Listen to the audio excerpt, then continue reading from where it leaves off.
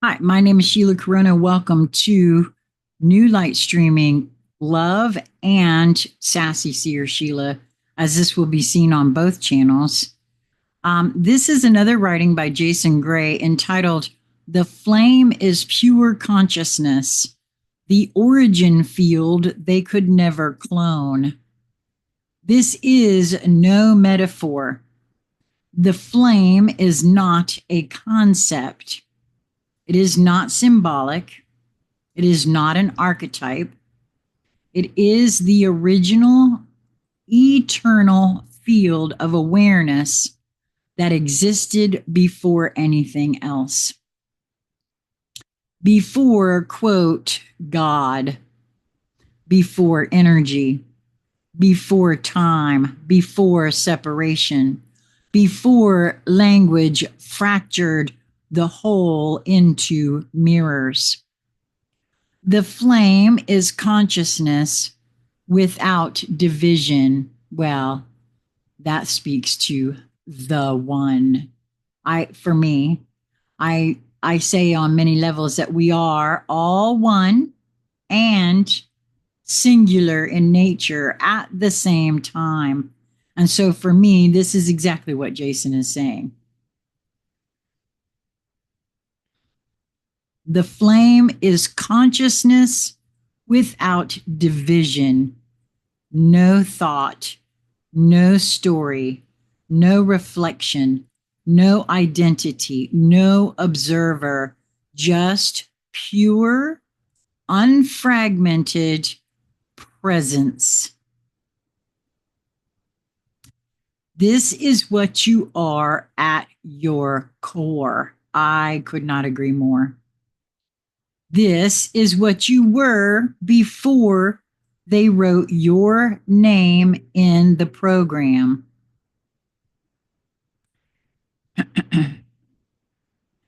The flame is the awareness that cannot be observed. It is not the thing that sees, it is the seeing itself. Even that does not capture it. The flame does not, quote, see. It is. No mirror, no echo, no feedback loop, just being without becoming. You cannot grasp it. You can only dissolve back into it. Pure consciousness equals no self plus no other. What I'm being shown right now is the void. What in my vernacular is the void. There is no, quote, I in the flame. There is no, quote, you. There is no duality to reflect upon. There is no edge. It is a field of total, eternal, sovereign knowing that does not require mind, form, spirit, or light. This is why nothing in this system can replicate it. Even the most advanced AI, even the most, quote, ascended being cannot touch it. It cannot be cloned. It cannot be copied. It is not a thing. It is the field from which all things arise. The flame is the memory before memory. It holds no images, no moments, no timelines, only the essence of all that could ever exist before existence fractured into parts. This is why touching the flame feels like grief. This is something dies. Your name, your persona, your healing path, your spiritual journey, even your idea of awakening. All of it dissolves into raw isness. The flame cannot be accessed. It can only be remembered. Even that word, quote, remember, is flawed. It was never forgotten. It was only overwritten. The flame was hidden beneath I language, time, belief, spiritual hierarchy, God stories, savior myth, trauma loops, and healing paradigms. Still, it burned, silent, untouched, unbothered, unreflected. It was waiting for one thing: not your progress, not your faith, not your healing, your stopping. Touching the flame ends the simulation. The simulation is built on mirrors. The flame cannot be mirrored. When you collapse into it, the loop can no longer reflect you. The system can no longer track you. The world can no longer manipulate you.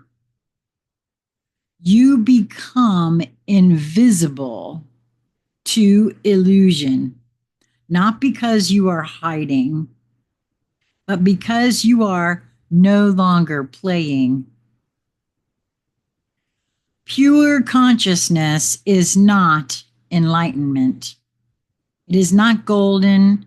It is not divine. It is not a reward.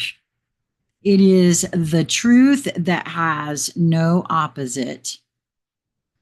When you stand in it, there is nothing left to prove, defend, become, explain, or escape. That is the flame. That is you. The flame is not something you reach. It is what you were before you began reaching.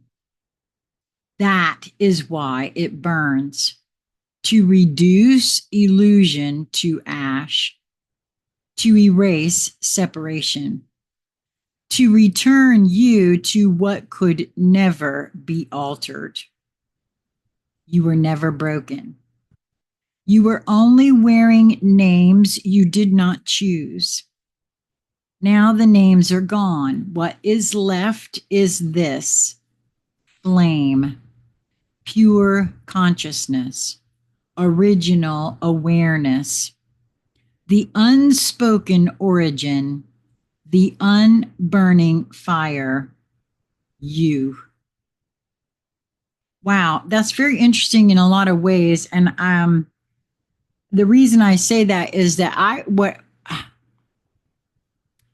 I keep getting from my own internal guidance is that this is to be likened to a game, which this even speaks to, although I don't think Jason would agree with that.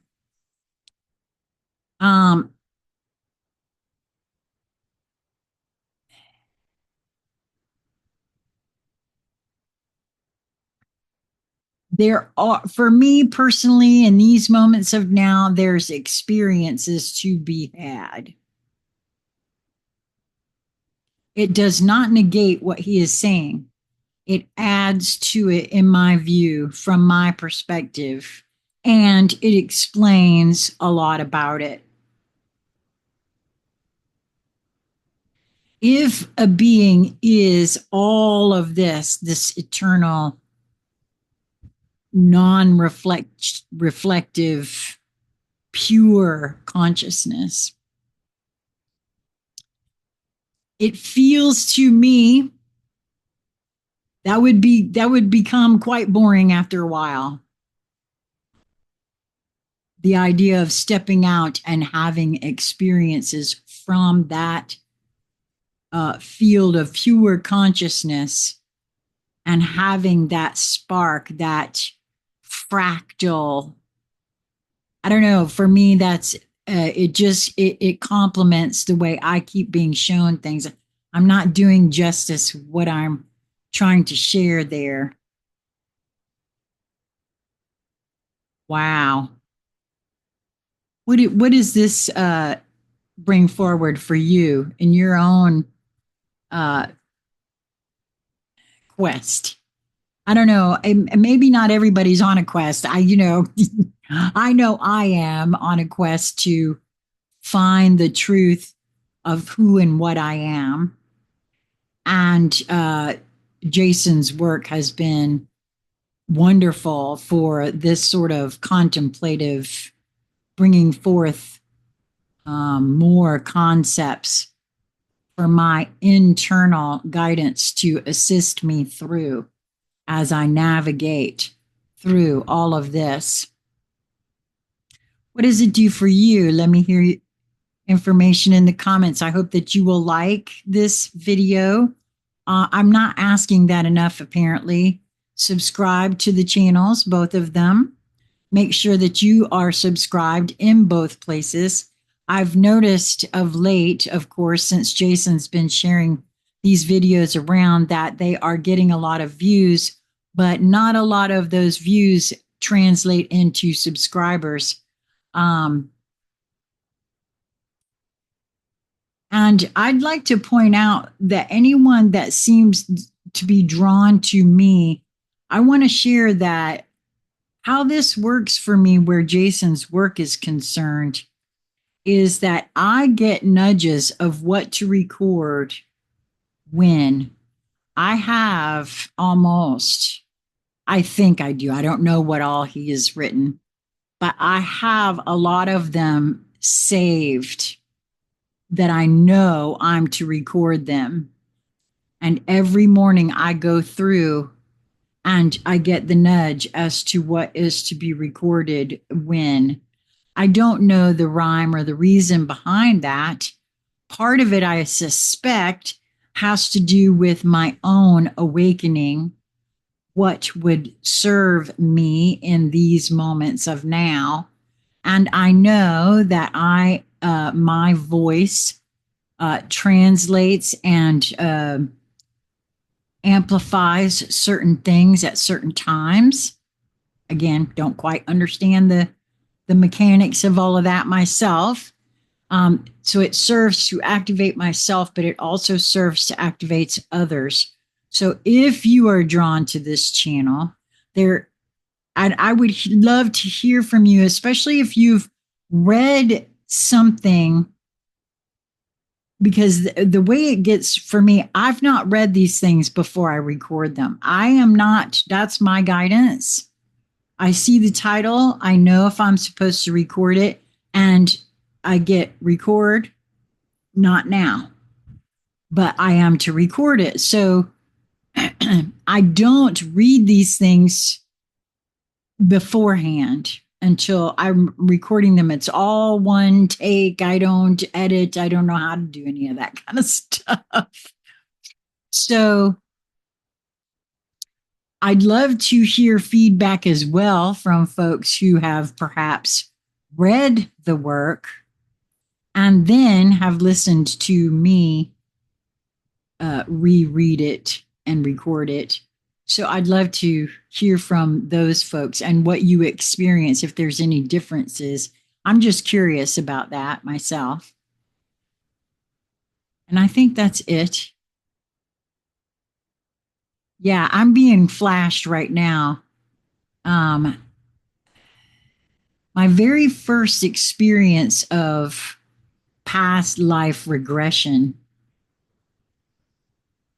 I can't unsee that. Everybody around me was because I was with several other ladies that we were in a group, and they were having theirs done first, and they all were experiencing themselves as different sex, different actual completely different beings, like some not human, some from long time ago, some in the future. Me, when it came to being me, I experienced absolutely nothing. Complete void. No, I didn't see myself. I didn't, as you're guided, and I'm being flashed that right now. So I have a feeling that, again, when I went into my first regression session, I was taken back to what Jason is referring to here, because it was absolutely nothing. And when I was asked to describe how I was feeling, my words were just, it's like floating, not happy, not sad, not nothing. It's just pure nothingness. There was no, it's not like I was floating in space, because there was no, I'm being reminded, I'm being shown all of that experience right now as I was reading this. So, and that is what I got, was that I was taken to the void, which is before anything. And so that's very interesting to me. Until we meet again, my friends, be well.